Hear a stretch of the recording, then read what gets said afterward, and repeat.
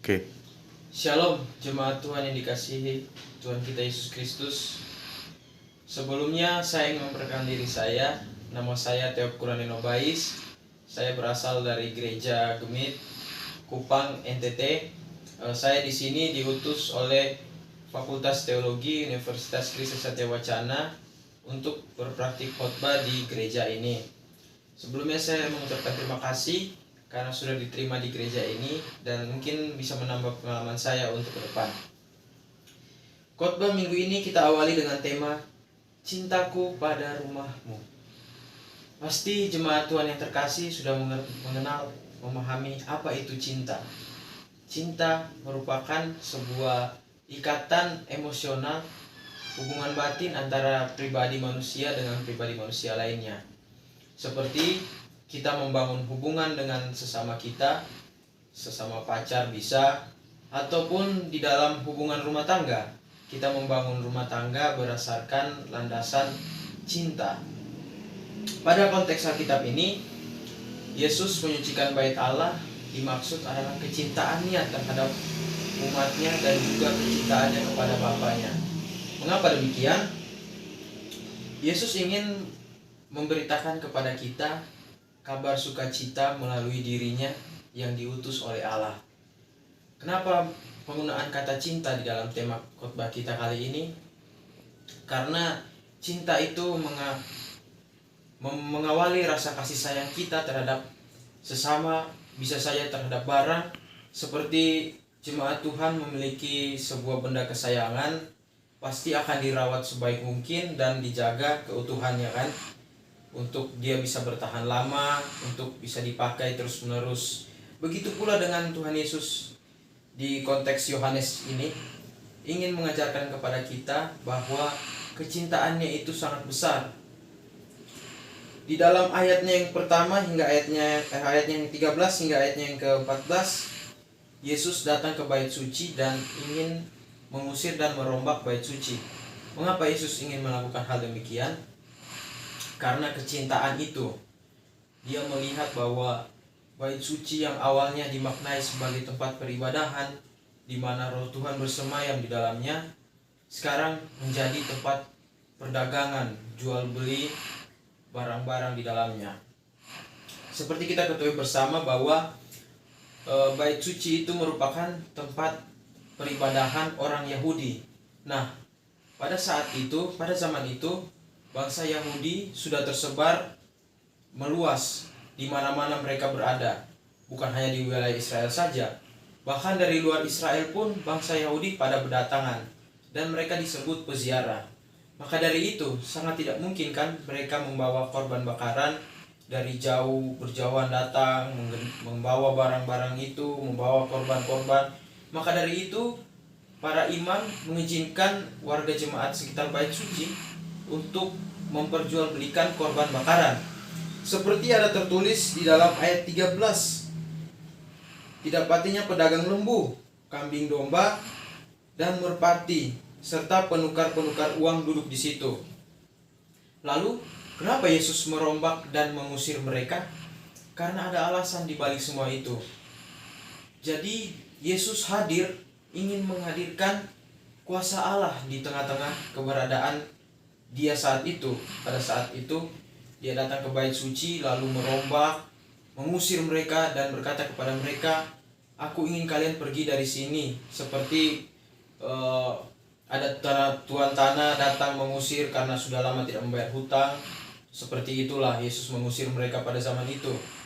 Maka dari itu Yesus ingin menjelaskan bahwa bait suci ini merupakan tempat peribadahan, bukan tempat memperjualbelikan barang. Bait suci dimaknai sebagai tempat peribadahan, bukan sebagai struktur organisasi untuk memenuhi kebutuhan pribadi, kepentingan pribadi pada saat itu. Bapak Ibu jemaat Tuhan yang dikasihi Tuhan Yesus Kristus, karena besar cinta Yesus kepada Allah dan manusia, sehingga ia maju untuk mengusir para pedagang tersebut. Maka dari itu Yesus berkata bahwa dia ingin membangun bait suci kembali sebesar 3 hari. Tetapi para orang-orang pada saat itu menolaknya, bahwa bait suci ini sudah dibangun 46 tahun lamanya. Masa kamu bisa membangunnya cuma dalam 3 hari? Mereka tidak memaknai apa yang dimaksudkan oleh Yesus pada saat itu. Yesus berkata demikian dengan makna bahwa dia memperbarui bait suci tersebut, yaitu dia masuk dan hadir di tengah-tengah bait suci tersebut. Artinya dia ingin memperbarui dirinya sebagai utusan Allah yang mengatakan kasih kepada anak-anaknya.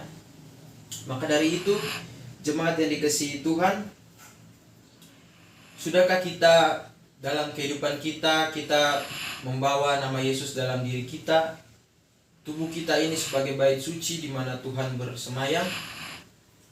Berangkat dari penjelasan Nats tadi, bahwa orang-orang Yahudi pada saat itu merayakan hari-hari Paskah itu di tempat tersebut. Maka dari itu, tempat itu merupakan tempat peribadahan yang harus dikuduskan, bukan sebagai tempat perdagangan. Maka dari itu Yesus hadir sehingga untuk memberikan makna tempat bait suci tersebut, bukan sebagai tempat jual beli. Sehingga bangunan yang bait suci yang tadinya cuma bangunan batu, tembok dan segala macam itu tidak dimaknai lagi sebagai bangunan, tetapi tempat peribadahan bersemayam Yesus. Melihat dari situasi sekarang, di mana situasi pandemi corona ini sedang berlangsung, pasti tentu saja gereja sebagai bait suci sudah tidak sepenuhnya lagi menjalankan tugasnya dengan baik, bukan? Kita lihat saja, dengan sebelumnya pandemi corona ini, ibadah kita dilakukan di dalam gereja, gedung kebaktian, berjalan dengan sebagaimana fungsi gereja itu. Tetapi karena kita masuk dalam pandemi corona ini, gereja yang sebelumnya kita pakai untuk tempat peribadahan setiap minggunya sekarang sudah mulai hilang, tetapi yang dalam konteks ibadah online. Kalau misalnya kita lihat sekarang ini banyak gereja menjadi tempat memperjualbelikan buku, barang-barang sembako untuk warga jemaat ditaruh di dalam gereja, bahkan untuk tempat kesehatan, bisa dibilang begitu. Maka dari itu, jemaat yang dikasihi Tuhan, dari Nats ini ingin mengajarkan kepada kita bahwa kehadiran Allah itu datang dimanapun kita berada. Jadi gereja itu merupakan tempat kita untuk beribadah. Tetapi melihat dari situasi corona sekarang ini, kita dapat merasakan bahwa kasih Allah itu ada di mana kita berada. Bahkan ketika kita melakukan peribadahan di rumah, kita merasakan hadirat Tuhan seperti kita melakukan ibadah di gereja. Jadi persekutuan yang kudus itu kita melakukan kasih dan menghadirkan hadirat Tuhan di dalam kehidupan kita. Tubuh kita ini sebagai bait suci. Maka dari itu, jemaat yang dikasihi Tuhan, sudahkah kita merefleksikan kehidupan kita ini bahwa kita menghadirkan rahmat Allah di dalam kehidupan kita? Apakah kita masih hidup seperti bangsa Israel yang memenuhi kepentingan pribadinya menggunakan bait Allah? Apakah kita sudah menjalankan tugas kita dan tanggung jawab?